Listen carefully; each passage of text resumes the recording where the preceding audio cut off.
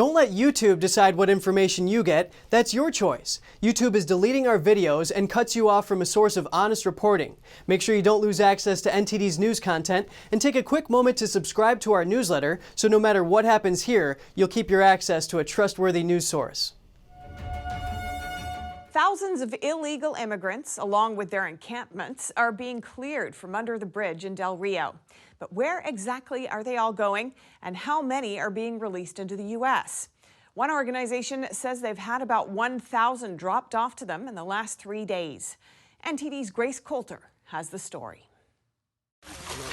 The encampment under the Del Rio International Bridge in Texas is being cleared up of illegal immigrants and shelters. Fox News' Bill Melugin captured this video showing workers taking down several stick huts built by the border crossers. At its peak over the weekend, around 15,000 illegal immigrants were gathered here, most of them Haitian. By Wednesday morning, the number was reduced to around 6,700. Melugin reports that as of 3 p.m., just over 5,300 remain under the bridge. Some migrants are being deported to their home countries, some are fleeing deportation to Mexico, and others are being processed and released into the United States. But getting a straight answer about the numbers is proving challenging. This video from Epoch Times reporter Charlotte Cuthbertson shows Border Patrol dropping off Haitians at a local NGO after processing them. Cuthbertson reports they're being given food and water and then bussed into the interior of the United States. The operations director for the Valverde Border Humanitarian Coalition says her organization received over 1,000 immigrants from Customs and Border Protection in the last 3 days. CBP now directly processes at the bridge, and those vans are bringing them directly from the bridge. So not only are we receiving from stations, not only are we receiving from ICE, but we're also receiving from under the bridge. Head of the National Border Patrol Council, Brendan Judd, said on the Ingram Angle Tuesday night that he estimates very few of the Haitian immigrants will be deported back to Haiti, since he said around 60 to 70% of illegal immigrants apprehended at the border this year have been released. Department of Homeland Security Secretary Alejandro Mayorkas said Monday that the DHS is working on securing 1 to 3 deportation flights each day. Grace Coulter, NTD News. And members of the military face a possible discharge if they choose not to be vaccinated against the CCP virus. So on Tuesday, 4 Republican senators introduced a bill to ensure those troops would receive an honorable discharge only. NTD's Grace Coulter has the story.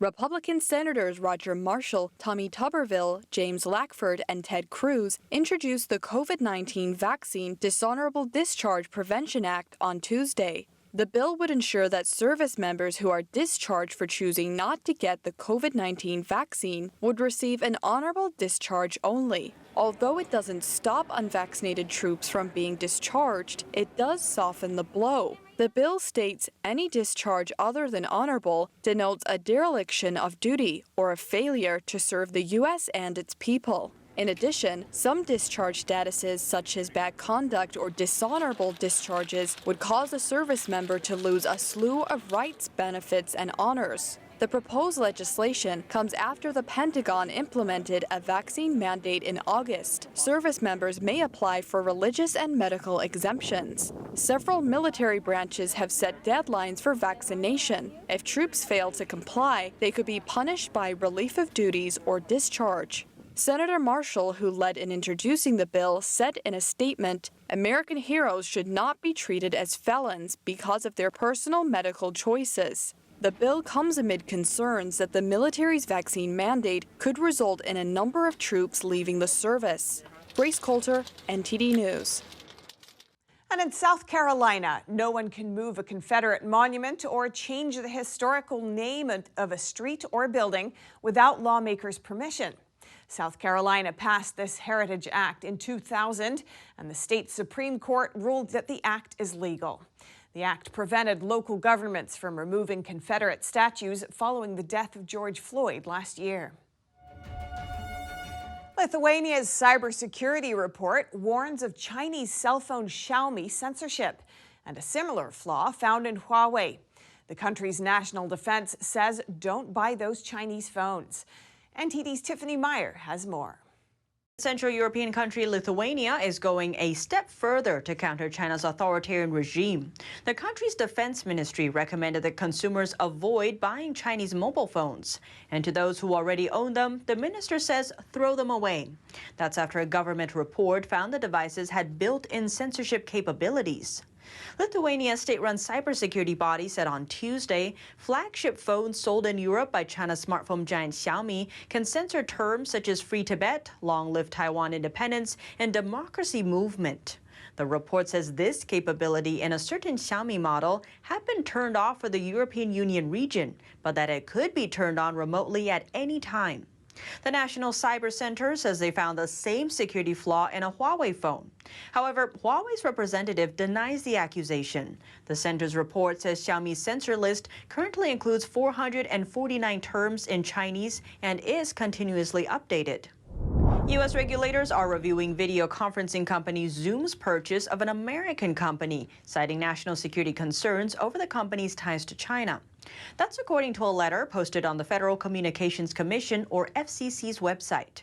In July, Zoom reached a $15 billion deal to buy customer service software company Five9. Advisory firm Institutional Shareholder Services warned of risk due to Zoom's substantial operations in China. A group led by the Justice Department is now reviewing the deal and asked the FCC to put the deal on hold until the review is done. It's also facing mounting privacy and security concerns after research reports revealed in some cases its encryption keys were being transmitted to servers in China. This is the latest move by the U.S. government toward Chinese telecom companies. In recent years, they carried out a campaign to expel the communist regime's ties to the sector in the U.S. A growing number of global Fortune 500 companies are speeding up their withdrawals from China. South Korea's Samsung Heavy Industries, Japanese electronics giant Toshiba, and Swedish telecom manufacturer Ericsson are closing their branches in China, and that's just in September. Thousands of Samsung employees gathered at the company's Ningbo plant to protest the factory closure. They held banners saying, "Samsung is my home. I want to work. I need to support my family." South Korean shipbuilder Samsung Heavy Industries, or Samsung Heavy for short, is withdrawing its capital from the plant. According to a South Korean media outlet, the reason behind the move is decreased productivity caused by superannuated factories. Samsung employees blame government policy, saying they suffered the most from major policy changes. In May 2008, then Chinese Communist Party Secretary of Guangdong Province, Wang Yang, proposed an industrial restructuring strategy.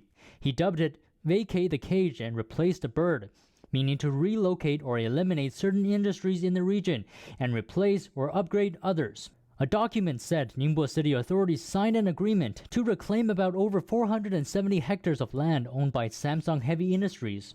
Mr. Zhang is an employee of Samsung's Ningbo shipyard. He told the Epoch Times Chinese language edition that early last year, workers had heard Ningbo officials were planning to take over the land, adding that they plan to build a chemical zone. Samsung Heavy is one of many in the same situation. More foreign Fortune Global 500 companies are speeding up their withdrawals from China this month. Japanese electronics giant Toshiba and Swedish telecom gear maker Ericsson are also closing their branches in China. According to Japanese outlet Nikkei Asia, Toshiba will shutter its factory in China's northeastern city of Dalian at the end of September. Toshiba Dalian opened in September 1991. The upcoming closure marks its 30th anniversary. Swedish telecom gear maker Ericsson is closing its research and development center in the eastern Nanjing city. According to Chinese financial media company Caixin, Ericsson's second quarter financial report indicates an over 60% drop year-on-year. Amid the consequences of the US-China trade war, coupled with the impact of the pandemic, the global supply chain has seen the importance of disconnecting from the Chinese Communist Party. Chinese financial blogger Financial Cold Eye explains, now it's a major trend for the foreign companies of Fortune Global 500 to move their industrial chains out of China. As for other companies, Japan's Panasonic Group will also close its battery plant in Shanghai, China. And earlier this year, computer hardware company IBM shut down a research institute in Beijing after 25 years in operation. According to a CNBC report from March last year, Apple, Microsoft, and Google plan to move their production lines out of China to other Asian countries. While Nikkei Asia reported that global consumer electronics maker HP, Dell, Microsoft, and Amazon are all looking to shift substantial production capacity out of China.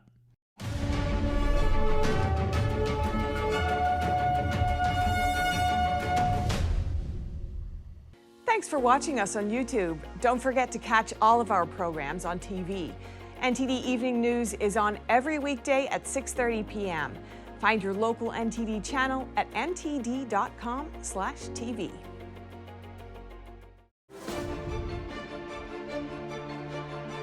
Everything that's reported on television isn't always true,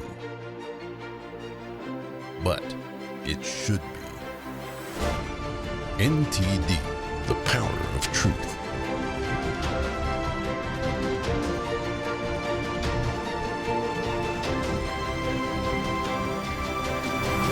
Now available 24/7 on television and streaming platforms.